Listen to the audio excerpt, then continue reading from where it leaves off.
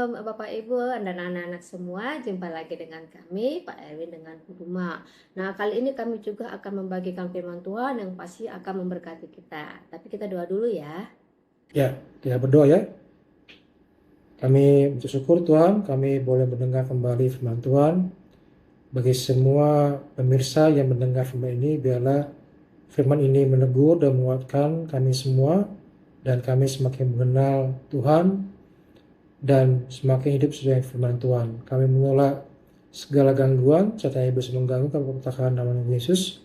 Biarlah firman Tuhan ini menjadi benar-benar firman Tuhan yang menguatkan kami untuk hidup dalam Tuhan. Kami berdoa dalam nama Yesus. Amin. Amin. Ya, kali ini kita akan mendengar cerita tentang Lewi pemungut cukai yang mengikut Tuhan Yesus yang diambil dari Lukas 5 ayat 27 sampai 32. Kita baca ya. Judulnya adalah Lewi pemungut cukai mengikut Yesus. Sesudah itu Yesus pergi keluar dan melihat seorang pemungut cukai yang bernama Lewi sedang duduk di tempat pemungutan cukai. Yesus berkata kepadanya, "Ikutlah aku." Lewi pun bangkit dan meninggalkan segala sesuatu lalu mengikut dia. Kemudian Lewi mengadakan suatu perjamuan besar untuk dia di rumahnya. Sejumlah besar pemungut cukai dan orang-orang lain turut makan bersama mereka. Orang Farisi dan ahli Taurat mereka bersungut-sungut kepada murid Yesus, katanya, "Mengapa kamu makan dan minum bersama pemungut cukai dan orang berdosa?" Jawab Yesus kepada mereka, "Bukan orang sehat yang memerlukan tabib, tetapi orang sakit. Aku datang bukan untuk memanggil orang benar, tetapi orang berdosa supaya mereka bertobat." Ya, nah kali ini Tuhan Yesus datang ke suatu kota. Di situ ada namanya Lewi, kerjanya memungut cukai. Siapa yang tahu pemungut cukai itu apa ya? Tukang parkir? Bukan. Tukang pemadam? Bukan. Jadi seperti kalau misalnya kita belanja, kita dikenakan pajak. Nah, dia ini Bapak Lewi ini dia juga memungut cukai. Jadi misalnya kalau dia jual, ada yang mau jual sapi, katakanlah sapi ya 1 ekor, mungkin pajak beratnya 100 kilo, pajaknya mungkin 1.000 ya. Atau yang lainnya lagi jual kambing seperti itu. Tapi masalahnya dia ini suka ganti-ganti angka gitu. Misalnya gini, kalau lagi mood, kalau lagi baik, oke 1.000. Tapi kalau dia lagi aneh-aneh gitu, dia bisa minta 5.000, 3.000, 10.000, bahkan 100.000. Kira-kira seperti itu. Jadi orang nggak senang. Ini orang kok malah malah memeras kita ya gitu. Jadi Bapak Lewi ini dikenal sebagai pemeras. Jadi orang nggak suka sama dia. Makanya dikatakan dia orang jadi tapi harus dibayar, itu kewajiban ya. Nah, suatu hari Tuhan Yesus lewat nih. Tuhan Yesus melihat, dia panggil, "Hei, mari ikut saya." Nah, apa kata Pak Lewi? "Oh, enggak ah, lumayan ini." Bukan, dia nggak ngejawab seperti itu. Entah mengapa dia langsung simpan kertas-kertas dia, sehingga letakkan semua, dia langsung pergi mengikut Tuhan Yesus. Nah, coba siapa yang pernah dipanggil seseorang tapi jawabnya misalnya dipanggil papanya, Deo, tapi dia nggak mau jawab, dia diam-diam aja. "Deo, kesini, tolong ambilkan papa itu buku papa."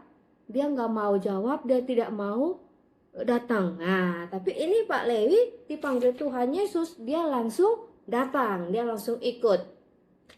Terus dia ikut Tuhan Yesus mengajar. Mungkin kira-kira gini ya, "Tuhan Yesus, ke rumahku yuk, nanti kita makan bersama lah dikit aja," gitu. Tetapi karena memang Pak Lewi ini orang kaya, karena dia kan tadi tuh ya kayaknya itu ya caranya mungkin agak benar juga sebagian ya, gara-gara dia kan memeras warga gitu ya. Dia punya uang banyak, tapi hari itu karena dia senang sekali Tuhan Yesus datang ke rumah dan mau ke rumahnya, dia siapkan makanan. Wah, mereka ramai. Bukan cuma Tuhan Yesus saja yang datang makan, juga orang-orang yang bersama Tuhan Yesus. Wah, mereka makan dan mereka senang. Nah, tetapi ada yang tanya nih, loh, Tuhan Yesus kok makan sama orang berdosa? Kan nggak boleh, kata yang lain, kata orang-orang Farisi. Tapi Tuhan Yesus bilang, Tuhan Yesus datang untuk orang-orang berdosa, supaya mereka bertobat. Nah, hari ini juga kita belajar, Tuhan Yesus itu sangat senang kalau kita bertobat. Bertobat itu apa sih, Bu? Coba, siapa yang tahu arti bertobat? Nah, bertobat itu artinya berbalik dari jalan yang salah. Nah, ingat nggak ketika manusia jatuh ke dalam dosa?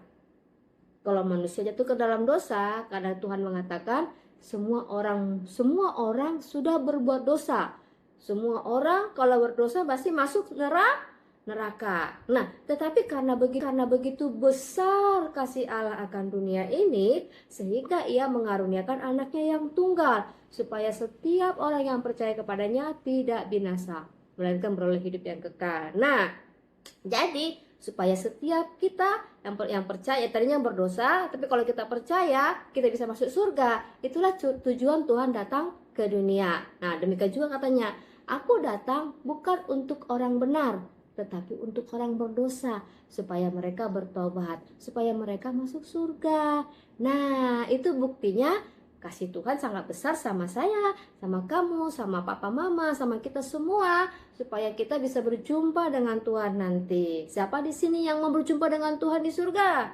Ya, kalau begitu caranya kita harus bertobat, percaya Tuhan Yesus. Oke lah, mungkin kemarin ada yang nyontek.